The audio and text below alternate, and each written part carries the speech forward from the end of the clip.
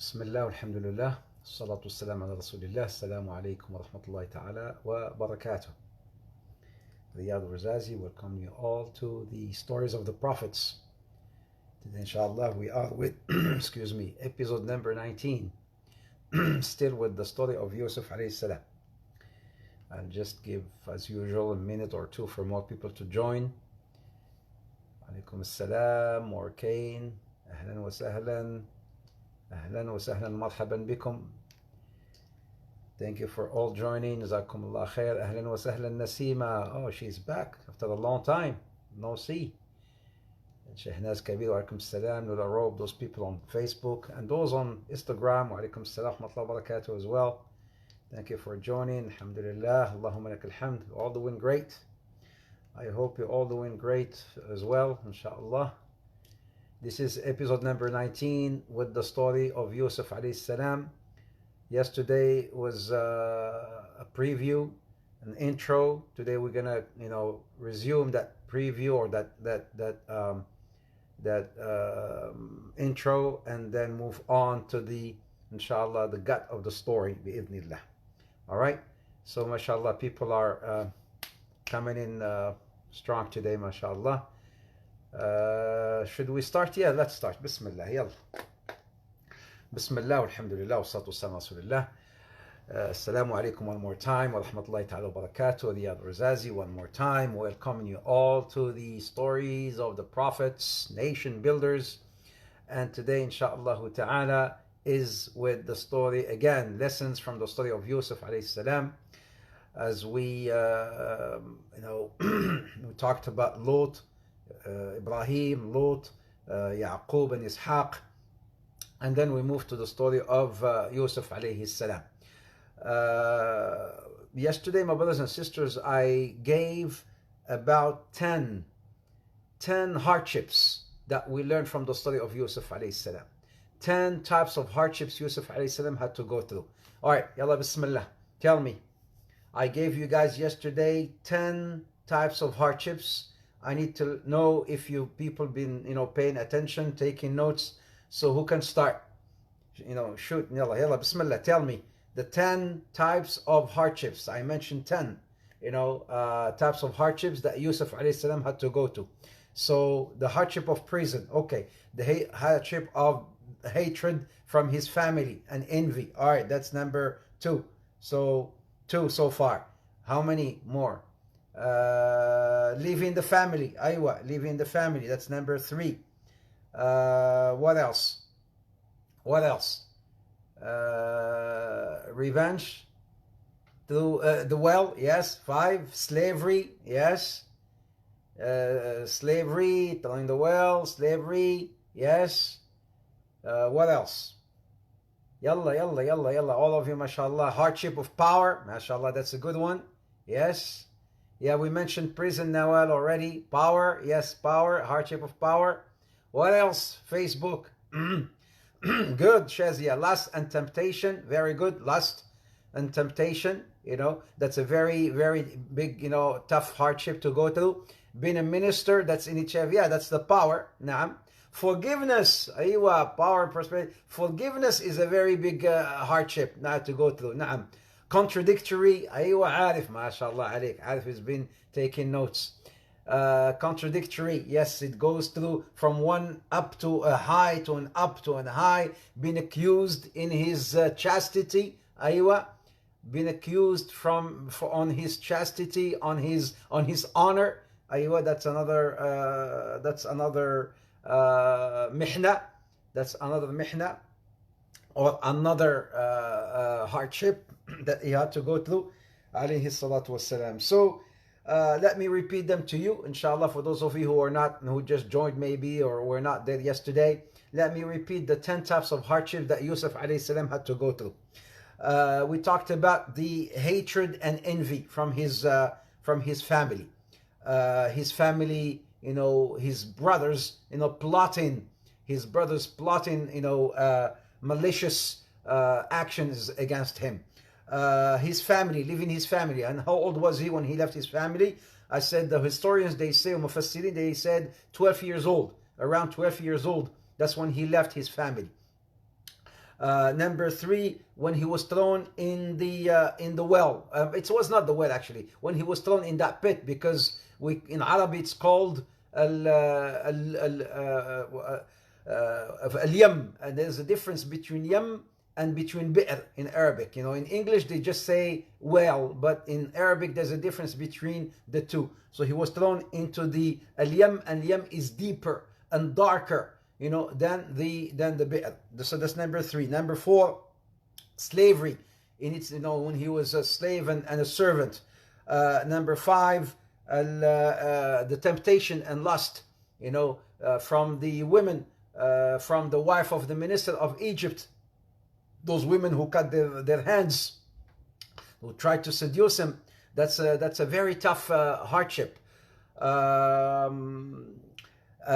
another mihna decision when he was thrown into prison. That's another mihna, that's another hardship, and he stayed, you know, for over 7 years, you know, some say in jail.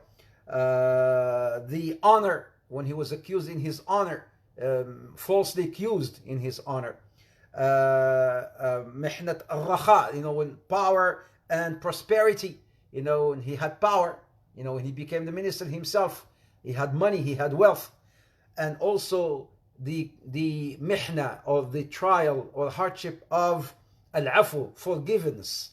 Forgiveness, it's a very you know, tough hardship as well sometimes. Should he forgive his brothers who threw him into that yam and caused him being thrown in prison, caused him slavery, caused him pain, caused him a lot of pain. And last but not least, the pain of, or the hardship of the contradictory hardships. The contradictory hardships means he goes from one hardship to another, like one high and then one up, and then one high, one down, one high and one down. You know, he's living happily with his family. He goes down into the well, comes back, lives in the palace, goes back down in prison, comes back down, up, you know, becoming the minister. So there's so many things he had to go through, so many ups and downs. So we talked about the 3 types of patience as well that we learn from the story of Yusuf alayhi salam. 3 types of patience. Patience over disobedience, and patience over obedience, and patience over ibtila, hardship. The 3 types of patience, we learn them from the story of Yusuf alayhi salam. Patience when he had, you know, over obedience. He had power, he had wealth, he had what should he do with that wealth? You know, when his family, when his brothers came from back home, and he had to give, you know, and help, you know, so that was in itself, that's patience over obedience. Patience over in general, patience over disobedience, when he's a messenger, alayhi salatu wassalam, when this lady, she tried to seduce him and he did not fall in her trap. That's you know, you go through a lot of hardship. That's a very, you know, deep patience. That's a very tough patience to go through. When this beautiful, and by the way, you know, this king or this minister, do you think he's gonna marry any woman? He's not gonna marry any woman. I'm sure this man must have married one of the most beautiful women of Egypt at the time there. You know, he must have married one of the most beautiful women in Egypt, because the story of Yusuf happened in Egypt, in Egypt, right? So, so this woman, I'm sure very beautiful, who in the history of the Israeliyat, they say her name is Zulaykha.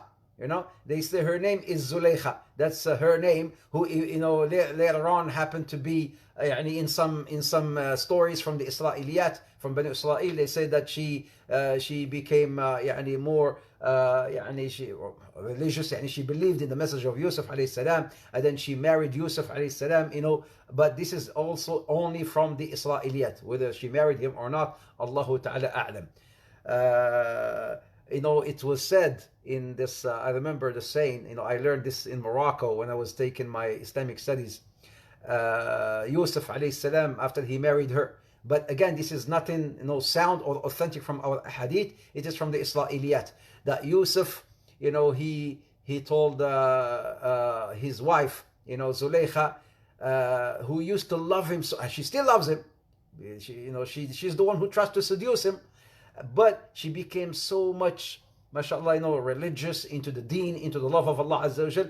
So Yusuf asked her, what about me? Where's my right? Where's me? Where's my time? You're not giving me as much time. She says, شغلني حب ربي عن حبك يا يوسف. شغلني حب ربي عن حبك يا يوسف. I've become more like busier with the love of Allah rather than your love, O Yusuf. يعني most of my time has been given to Allah Azza wa Jal rather than you, يا يوسف. شغلني حب ربي عن حبك يا يوسف. So, the patience over disobedience. That's the second type of patience. And then الصبر على الابتلاء.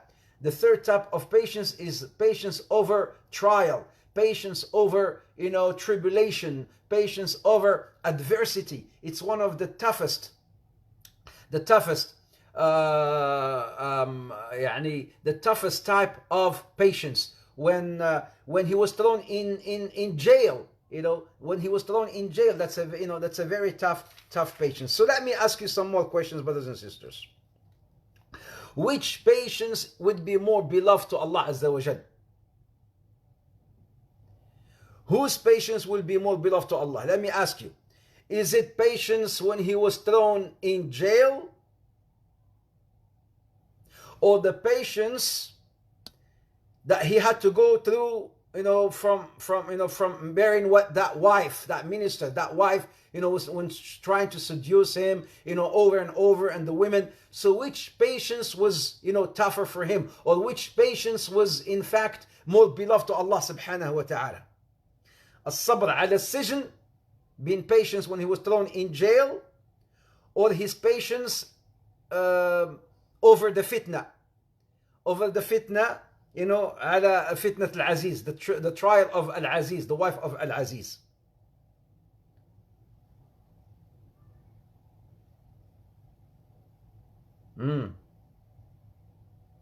Is it the patience over ibtila, patience over the prison, or the patience over ma'asi, over sin, over disobedience?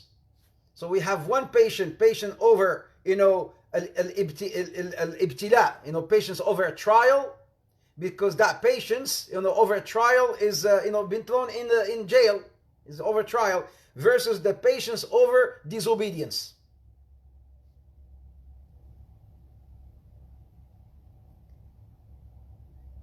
Over, a lot of people are saying the fitna. A lot of people say over the women, over temptation, over the fitna, over al-ma'asi. Over al-ma'asi, yes. As-sabr ala al-ma'asi. Why? So you're all saying disobedience. But why? Why his patience over the disobedience, was tougher than him? Why? And which is more beloved to Allah? But why disobedience? Why harder to control and easy to get? The fitna. Yalla ya iman, yalla ya more Cain, over the woman, yalla ya arif, yalla shazia. Why?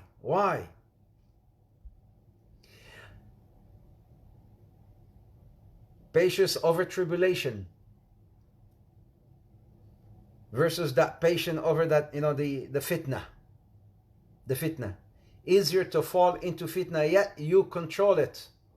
Arif Azra. Interesting.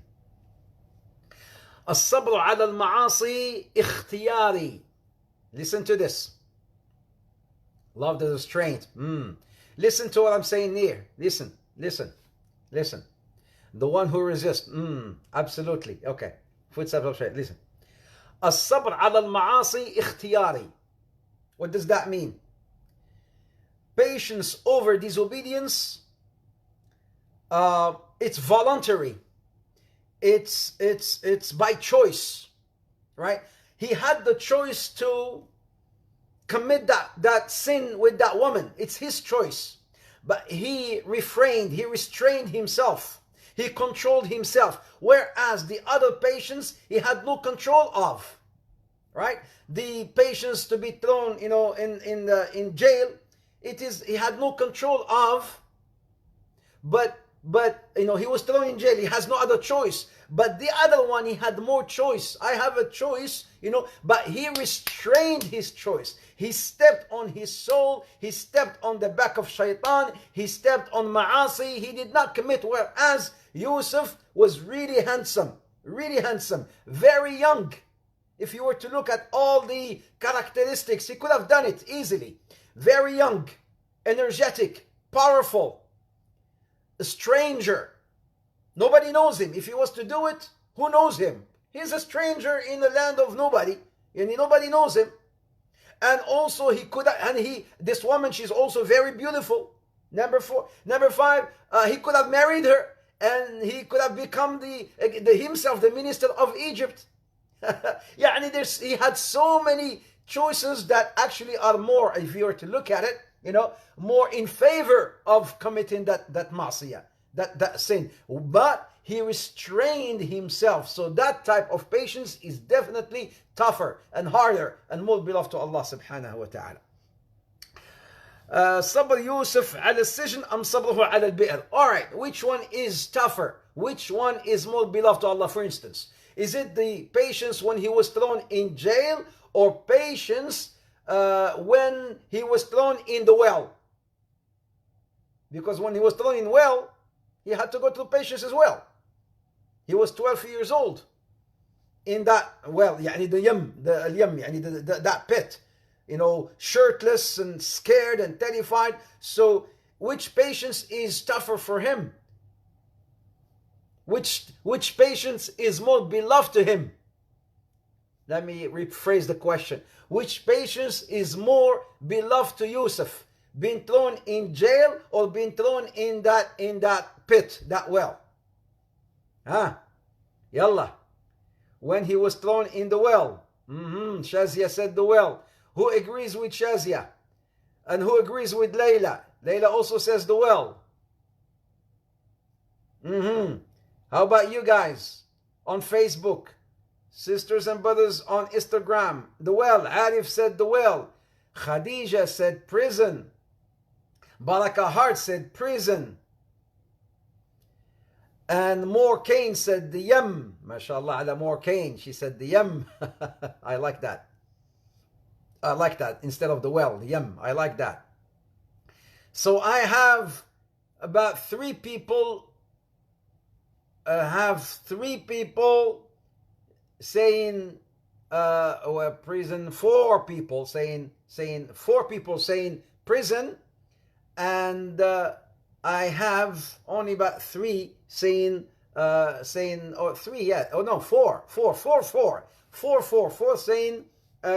the well or the yam, because it's dark and cold. All right, well, let me tell you which is more beloved to Yusuf: deceit from his brothers, painful reality.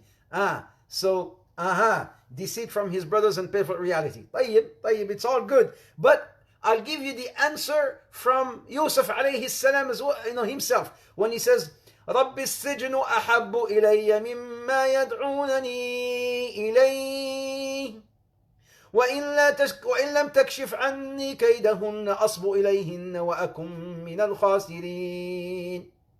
He says, oh Allah, السجن أحب إلي مما يدعونني إليه. Oh my Lord, jail is more beloved to me than what they're calling me for. Jail is more beloved to me. So those of you who say prison, it is more beloved to him to be thrown in prison than falling into the fitna or the bi'r, or being thrown into the well. Let me ask you another one.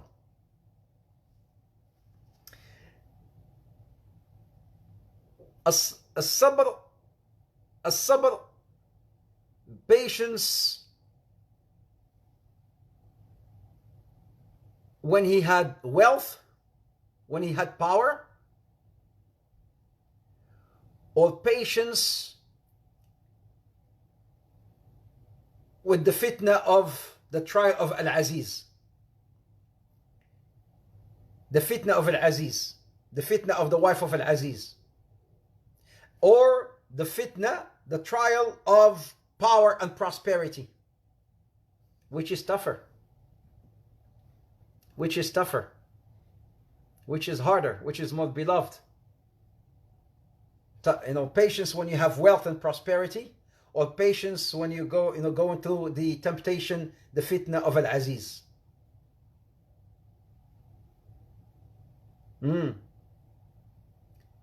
Wife of Al-Aziz, Shahnaz said, wife of Al-Aziz. Layla says, trial with Al-Aziz. MashaAllah. Yeah.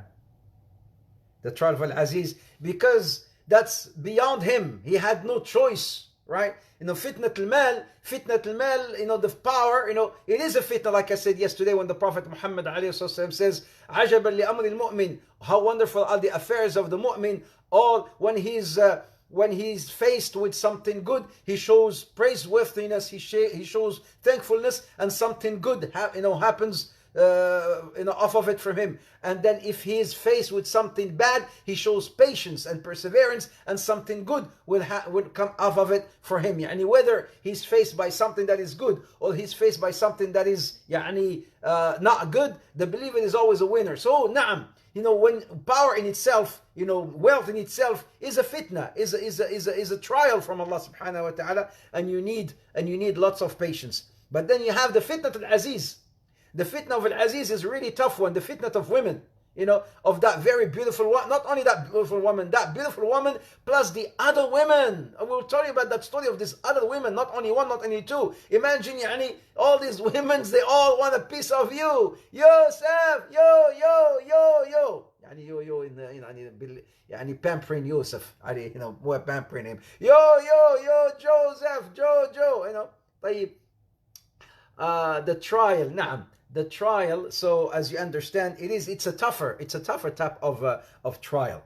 So my brothers and sisters, hardship,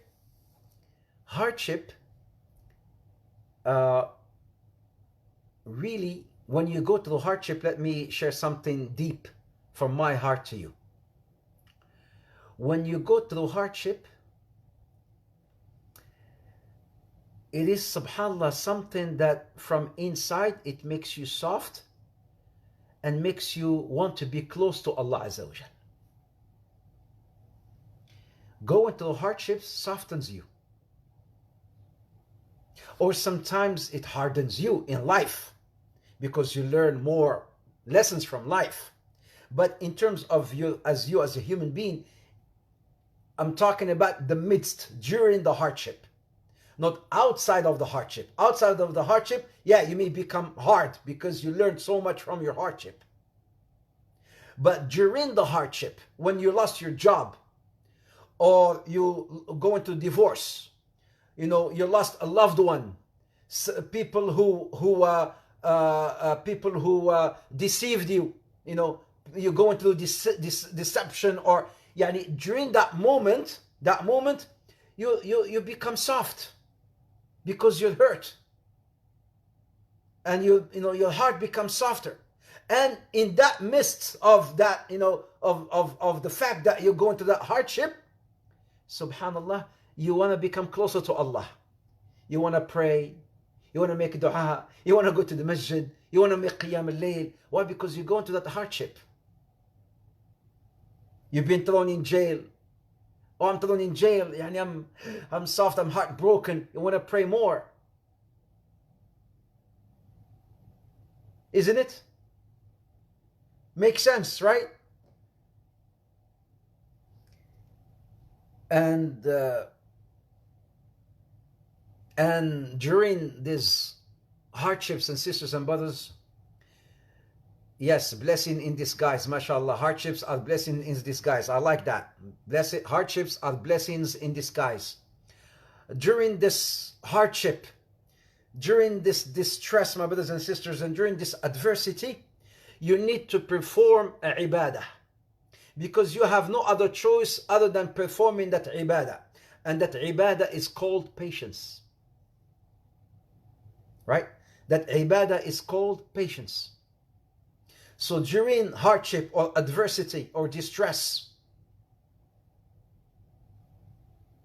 you have to perform an ibadah of the heart. And that ibadah of the heart, that worship of the heart, is called patience.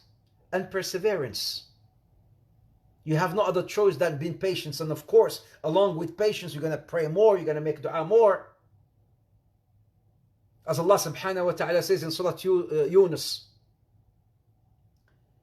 وإذا مس الإنسان ضر دعانا لجنبه أو قائما أو قاعدا فلما كشفنا عنه ضره مر كأن لم يدعنا إلى ضر مسه كذلك زين للمسرفين ما كانوا يعملون. When a man is hit by some sort of tribulation, Allah subhanahu wa ta'ala says this, and brothers and sisters, listen to this, because this, in fact, this brothers and sisters, really, we can relate to it. We can relate to it, or you know people who can relate to it. What this ayah that I just recited from Surah Yunus, Allah subhanahu wa ta'ala says, when a man is hit by some sort of adversity, by some sort of tribulation or pain, da'ana, he will call upon us, he will invoke us, reclining, قائما أو قاعدة, standing, sitting. He's always at every possible occasion he's making dua, he's invoking Allah Azza wa Jal. People, they come and they call, please make dua for me, Shaykh, please make dua. And you see them in the masjid more. You see them in the masjid more. They come and they pray more. SubhanAllah, they don't miss salah no more because they go into that tribulation. So you see them more and more and more. As Allah subhanahu wa ta'ala says this in the Quran, دعانا لجنبه أو قائما أو قاعدا. Whether he's reclining, whether he's sitting, whether he's standing, he's always invoking Allah Azza wa Jal. Then Allah subhanahu wa ta'ala says, فَلَمَّا كَشَفْنَا عَنْهُ ضُرَّهُ. And then when we alleviate his pain, when we alleviate his distress, مَرَّ كَأَن لَّمْ يَدْعُونَا إِلَى ضُرٍّ مَسَّهُ. He passes by, he moves on, as if he has never been hit by any trial. La ilaha illallah. Can't we relate to this? Khalas, after finding that job, after solving that problem, after finding that job, after marrying that girl, after marrying that boy, after alhamdulillah, recovering from that sickness, after recovering from that disease, مَرَّ كَأَن لَّمْ يَدْعُونَا إِلَى ضُرٍّ مَسَّهُ. He moves khalas as if he has never been hit by any trial. He forgets about Allah Azza wa Jal. La hawla wa la quwwata. Country, a lot of people relate to this. We can relate to this. Sometimes during pandemic, I can relate to this. Even during this pandemic, my brothers and sisters, before the masajid, when the mosques had the lockdown, everybody wanted to come to the masjid. People wanted to come to the masjid. So alhamdulillah, the masajid opened up, right? And I saw people, they registered, they were making sure they come for Fajr, they come for Isha, they were coming. And after a few weeks, the attendance went down again. Yeah, after a few weeks, they were so excited. Masjids are open. Yeah, let's go back. Run to the masjid. They will not miss it. And after a few weeks, all that excitement, or that zeal, or that passion, people not missing Fajr. I remember the masjid was packed for Fajr, although we had the social distancing, but people were used to register. But now, after a few weeks, subhanallah, we relate to what Allah Azza wa Jalla is saying. So my brothers and sisters, during times of adversity and hardship, really we need to perform this ibadah called patience, because we have no other choice. And my brothers and sisters, we learned it from the story of Yusuf. Brothers and sisters, I have another question. Why Yusuf's father, Jacob, did not interpret the dream to his son, Yusuf? Because Yusuf, he went to his dad and he told him the story. Yusuf, alayhi salam, he went to his father, and I'm gonna, every ayah, I'm gonna stop, inshallah, at that ayah, and then, and try to, derive lessons from that ayah. I will go back to this. Why did he go to his father? So I will talk about this as well. But I want the answer to this question. Why his father, who's a prophet, Jacob, did not interpret the dream to his son Yusuf. يا أبت إني رأيت 11 كوكبا يا أبت إني رأيت 11 كوكبا والشمس والقمر رأيتهم لي ساجدين. Oh my father, I saw in my dream, in my vision, 11 kawkab, 11 stars, and the sun and the moon. Later on we will understand what it means by the 11 stars and the sun and the moon, all prostrating to me. And then the father said, Ya bunayya la taqsus ru'yaka ala ikhwatik. Oh my beloved son, don't narrate your dream, don't share your dream with your brothers. So he understood it. He knew it, but he did not interpret that to his son. Why? To protect Yusuf, Nasima, to protect Yusuf. Protect him from what? Because he was making him strong to learn a lesson. Making him strong in what way, Iman? Khadija, because his brothers will get jealous? Yes, but why? He could have just, it will happen anyways, right? It will happen. It will happen. He would tell him that this is what will happen. 1, 2, 3, 4. This is what will happen. But he did not interpret that dream to him. Why? Why? To protect Yusuf. Why? Because he was making him strong and learn from shaitan. Why? No. But this is, he did not want to damage his spirit. Layla, damage his spirit and he was getting down. I will tell you something that will relate to what you said. You know, but I will tell you something that will relate to what you said. No. Listen up, sisters and brothers. He did not, in fact, interpret the dream to him to teach him something called tawakkul. To teach him something called tawakkul. And tawakkul means put your trust in Allah. Versus tawakkul.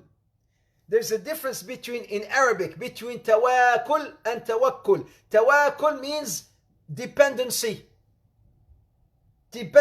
You know, tawakkul.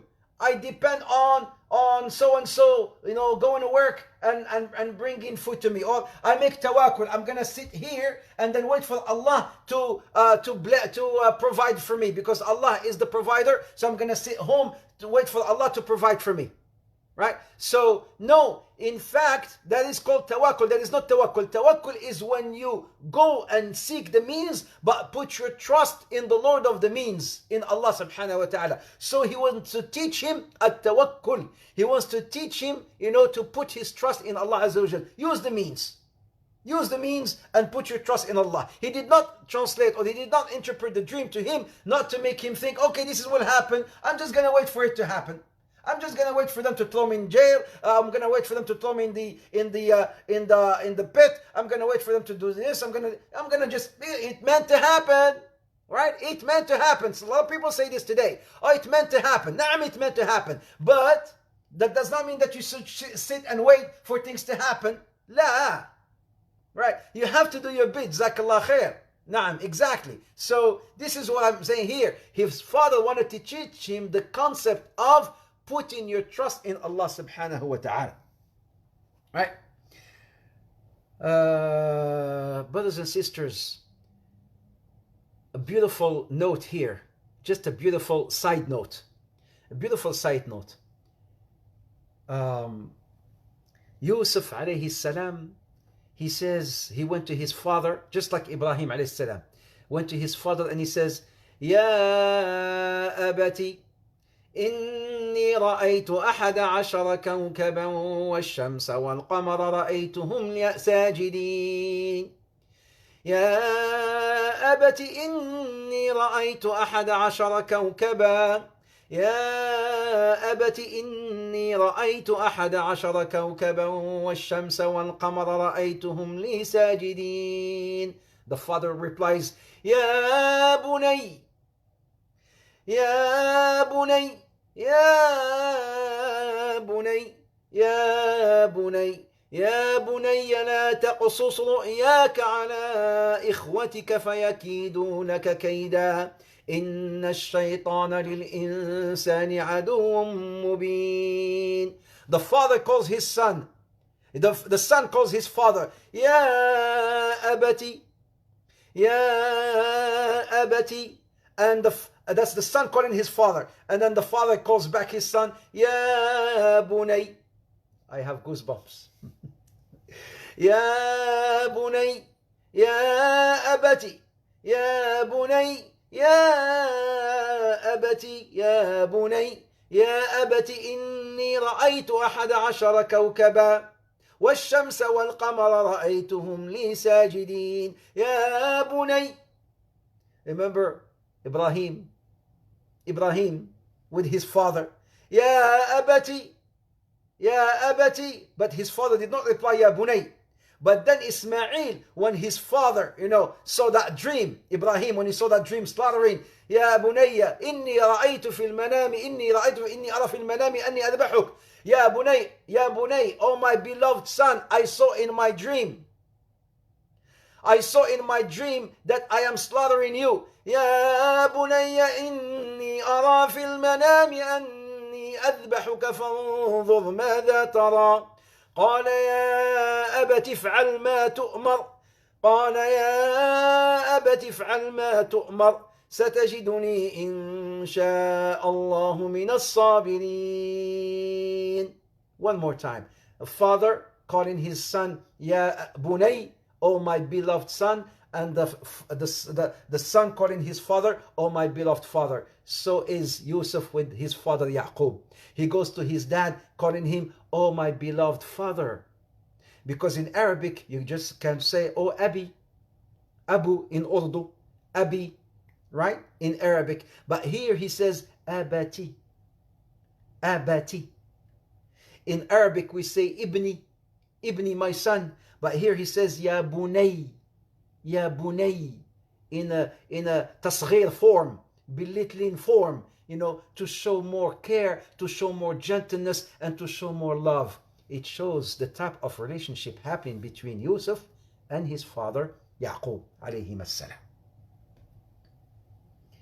Brothers and sisters, when you have a problem, do you go to your dad? Those of you whose dad is still alive, and those of you whose dad has passed away, may Allah Azza wa Jal shower His mercy upon them. When you have a problem, do you go to your dad and tell him, Ya Abati, I have a problem? Sisters and brothers, when you have an issue, when you have a problem, when you have some sort of difficulty, do you go to your father and say, Oh Abati?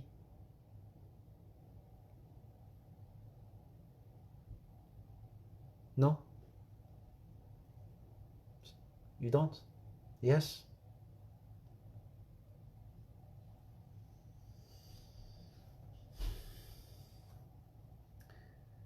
It shows that type of relationship between the father and the son.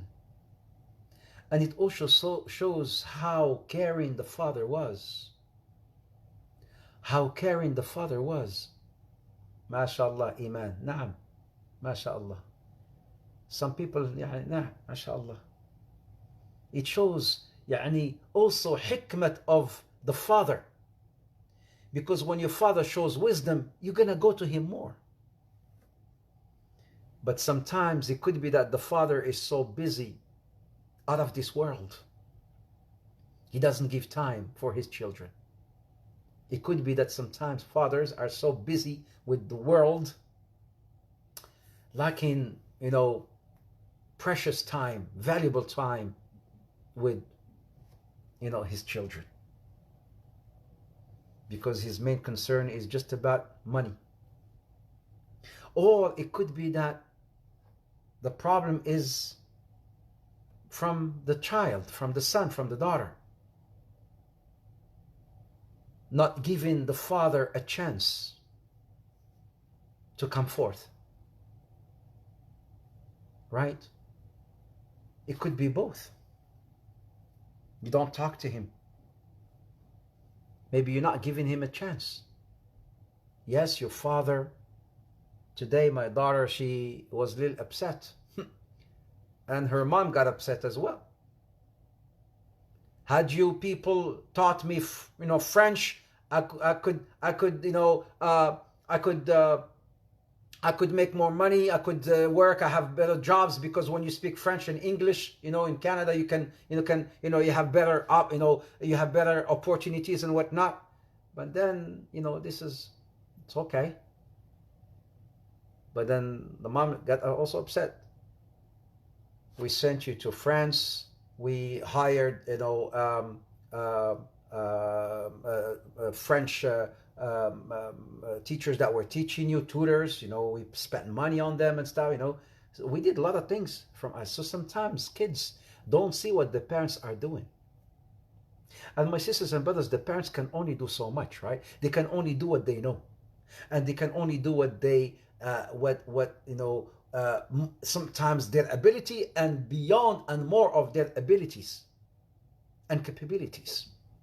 But sometimes our children don't see this. So it shows the kind of relationship sometimes that needs to happen. The father, the parents, they need to show that hikmah, that wisdom. But also the children, they need to give that chance and that atifa, that love, that hanan, that compassion towards their parents.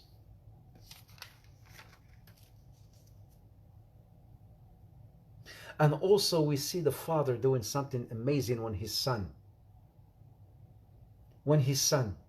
Now imagine the son comes to the dad, Yusuf goes to his dad Jacob, Yaqub, to tell him, I see this dream.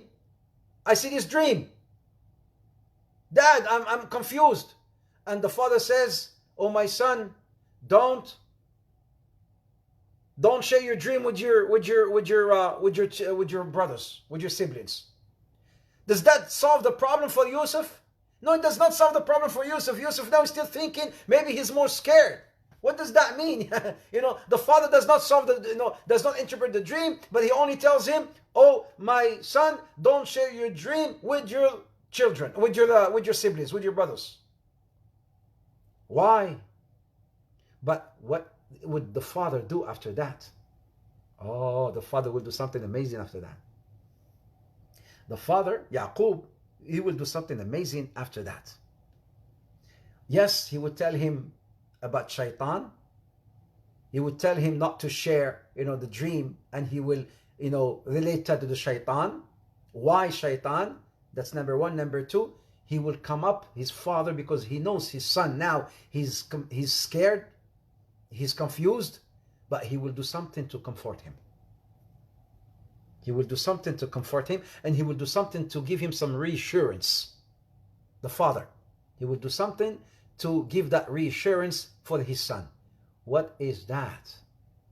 What would he do? What would Yaqub do? What would Yaqub say? Oh,